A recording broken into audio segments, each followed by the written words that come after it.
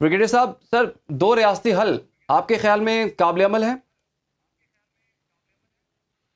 जी, इसमें अगर तो नीयत होती इनकी, आई थिंक तो अभी तक ये चीज़ें आई थिंक सेटल हुए थे। बिकॉज अगर आप देखें शुरू में अगर आपने फॉलो किया 48 में फ़लस्तीन मैप क्या था, फिर जो है जब इनको ला के बसाया गया ज़ायनिस्ट को, तो उसके बाद स्क्वीज़ होता गया। और अगर आपको याद हो PLO लड़ा करती, लाइक लैला खालिद की आई थिंक कल बात हो रही थी, जिन्हें हाईजैक किया था, एक आई थिंक इजरायली प्लेन था या वेस्ट का था। तो इस तरह ये फ़लस्तीनी थ्रू आउट लेटर, और PLO basically was a fighting organisation, then became PLA, जब यासिर अरफात ने एंड पे जाके बिल्कुल लास्ट डेज में उन्होंने कॉम्प्रोमाइज़ किया। और अल्टीमेटली ये था कि maybe they are able to coexist. और आपको याद होगा फिर नोबेल पीस प्राइज़ भी इनको भी अनाउंस हुआ, और इज़ाक राबिन था उस वक्त Israeli prime minister, who was then murdered by a Zionist, mind you, कि उनको ये भी बर्दाश्त नहीं था। तो ये तो माइंड सेट है। तो I think I agree with professor साहब जो कह रहे हैं कि बड़ा मुश्किल है, बिकॉज नीयत का फुकदान, शायद फ़लस्तीनियन जो है अभी टू स्टेट सोल्यूशन की तरफ कॉम्प्रोमाइज़ करने को तैयार हों, लेकिन इसराइल नहीं करेगा। अभी I think after this war तो इतना ज़्यादा ब्लड शेड हो गया, इतना ज़्यादा खून बह गया है, कोई फैमिली नहीं है इस वक्त आई थिंक गजा में। इवन वेस्ट बैंक की आज मैं देख रहा था, एक बड़ी अंदोनाक पिक्चर है जिसका जिक्र करना भी बंदा थरथरा जाता है, कि उसमें इनको फ़लस्तीनियों को पकड़ के उनके कपड़े उतार के तस्वीरें उनको बर्न किया हुआ इन्होंने, बिजली के करंट लगा के, और मतलब दाग नज़र आ रहे हैं बॉडी पे बर्न्स के। और वेस्ट बैंक वाले तो वहाँ फ़लस्तीनी अथॉरिटी है ना, जिसको हम कहते हैं जी, चले देयर इज सम।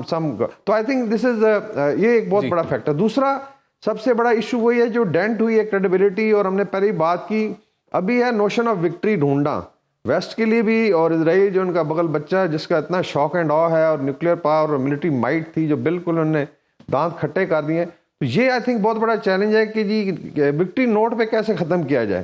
तो that's why they have to जो बॉम्बिंग हुई है, और 2 हिरोशिमा के बराबर। तो मेरे ख्याल में अभी अगर तो पॉज आता है 5-6 दिन का, that could be one, but otherwise शायद जंग जो है ये कंटिन्यू करे और फैलेगी भी। इसमें जिस तरह अभी रेड सी और बाबुल मंदब की अभी बात हो रही है, it's going to be a major shift, जो है मैरीटाइम ट्रेड पे बहुत ज्यादा इम्पैक्ट आएगा, और मे बी अभी गल्फ की तरफ आहिस्ता आहिस्ता जाए। बट देर आर, अच्छा एक और जो बहुत बड़ा इम्पैक्ट आ रहा है वो रशिया यूक्रेन वॉर का है, कि जिसमें बहुत ज्यादा हजीमत उठानी पड़ी है western back, NATO backed Ukrainians को, और रशियन ने अभी अपना ऑफेंसिव शुरू कर दिया। तो दोनों फ्रंट पे I would say they are losing the war, और अभी मिन्नत तरले पे आ गए रशिया के। 3-4 मेजर फैक्टर्स हैं जो रियलाइजेशन हुई है इंटरनेशनल कम्युनिटी को भी, और दूसरा है कि मिलिट्री की जो लेट्स से सिचुएशन है वो किस ट्रैजेक्टरी पे जा रही है।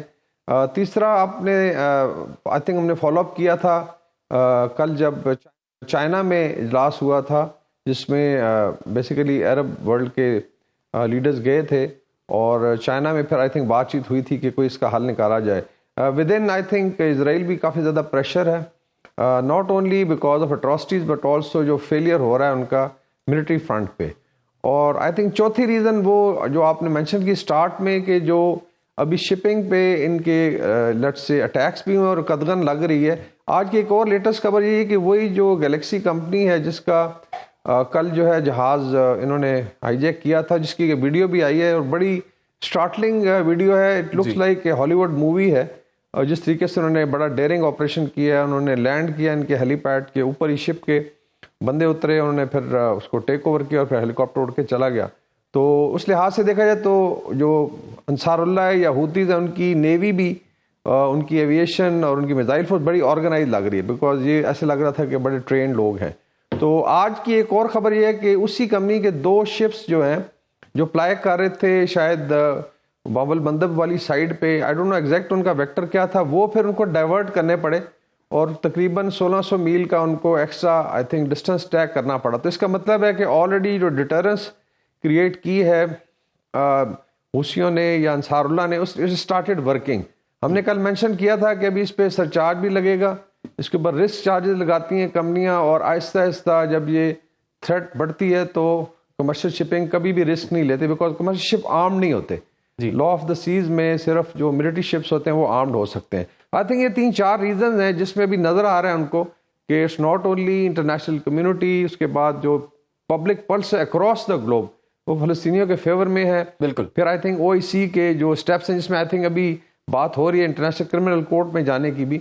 और चौथी रीजन ये है कि जिसमें अभी उनका आई वुड से कि जो इकोनॉमिक उनकी लाइफ लाइन है उसके ऊपर अभी इम्पिंज करना शुरू किया है एक्सेस ऑफ रेजिस्टेंस में। ये एक बड़ी मेजर डेवलपमेंट है। और अभी आप देखेंगे कि ये शिप्स मजीद जो है जो इजरायली कंपनियों के वो उसमें इस पे रेडार पे भी आएंगे, उनके लिए बड़ा मुश्किल हो जाएगा ऑपरेट करना और 1/3 of their maritime trade affect होगा। तो I think these are the reason